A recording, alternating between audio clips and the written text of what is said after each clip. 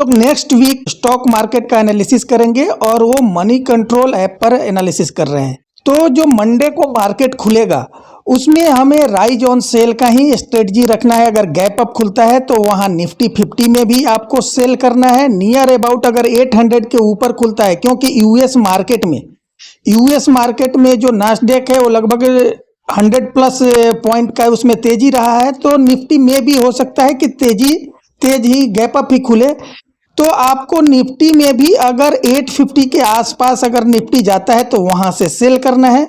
और क्यों सेल करना है? क्योंकि अब जो निफ्टी में जो गिरावट होगी बहुत शार्प गिरावट होगी। और साथ साथ में आपको किस पर नजर रखना है? रिलायंस पर नजर रखना है। क्यों रखना है रिलायंस पर नजर?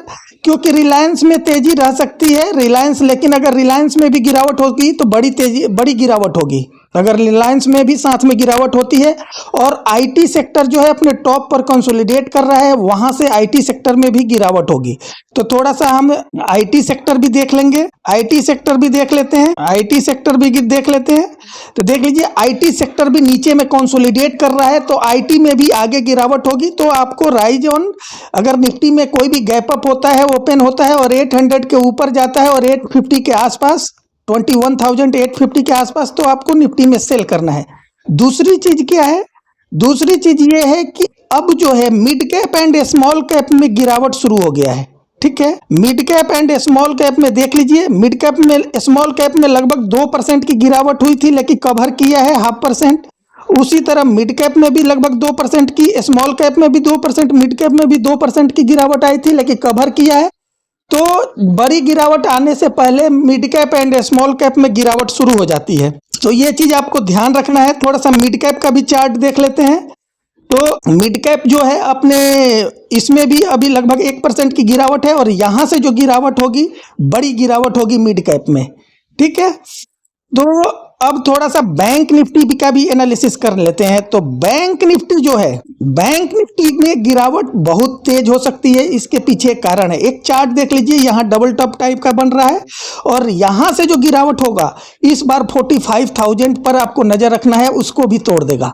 ठीक है, क्योंकि एक रिट्रेसमेंट, ये जो तेजी आई है बैंक निफ्टी, ये जो पिछले दिनों गिरावट आई थी उसके रिट्रेसमेंट है। ठीक है, तो अब जो गिरावट आएगी नीचे 45,000 भी तोड़ देगा। और इसके लिए हमें दो चीजों पर ध्यान रखना है, एक जो है एचडीएफसी बैंक पर ध्यान रखना है और दूसरी जो है आईसीआई बैंक पर ध्यान रखना है।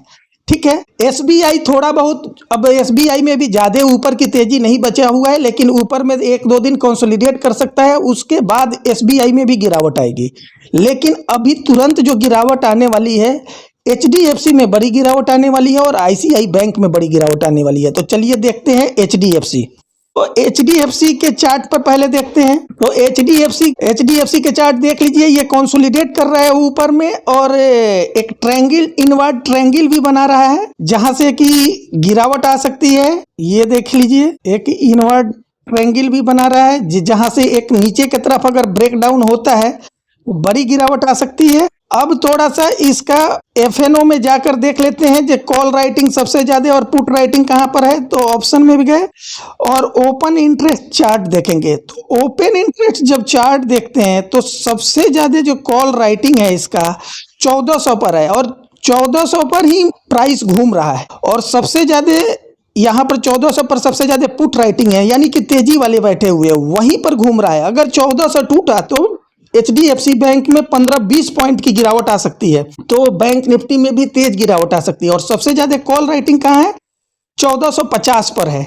और नीचे जब देखते हैं तो 1400 पर, ये देखिए 1400 पर कॉल राइटिंग जो है इंक्रीज हुआ है और पुट राइटर यहां से भाग रहे हैं, यानी कि -24,000 जो है पुट राइटर जो है अपना पोजीशन काट लिए हैं तेजी वाले। और 1400 पर जो नए मंदी वाले हैं 6 लाख ऐड हो गए हैं, यानी कॉल राइटर। तो जो 1400 का जो सपोर्ट है एचडीएफसी तोड़ेगा तो वहां से बहुत सार 20-25 पॉइंट की गिरावट आ सकती है एचडीएफसी बैंक में। और जिसके कारण से निफ्टी बैंक में भी बड़ी गिरावट आ सकती है। अब थोड़ा आईसीआई बैंक देख लेते हैं। तो आईसीआई बैंक देख लेते हैं। आईसीआई बैंक में गए, यहाँ भी चार्ट देख लीजिए, लगभग ये 1000 के आसपास कंसोलिडेट कर रहा है। और यहाँ पर भी जो एफएनओ चार्ट में जाएंगे, ऑप्शन में गए और ओआई चार्ट जब देखते हैं तो ओआई चार्ट देख, सबसे ज्यादा इसमें कॉल राइटिंग है 1030 पर है। तो आपको अगर आईसीआई बैंक में आप प्ले कर सकते हैं, 1030 का आप स्टॉप लॉस लगाकर आईसीआई बैंक में बेच सकते हैं। और सबसे ज्यादा जो तेजी वाले पुट राइटर जो बैठे हुए हैं वो 1000 पर बैठे हुए हैं।